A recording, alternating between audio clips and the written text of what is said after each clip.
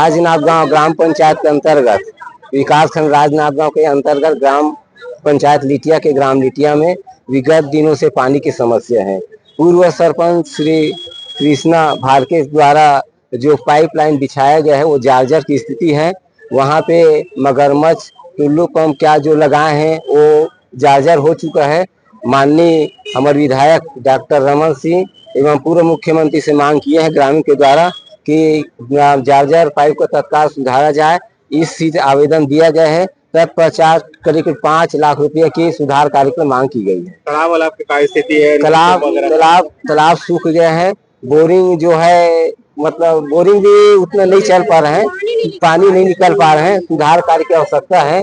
तत्काल पीएचई विभाग से निवेदन करते हैं ताकि तत्काल ग्राम लिटिया में जाके सुधार कार्य करें ताकि ग्रामवासियों को अधिक पानी की सुविधा उपलब्ध हो सके।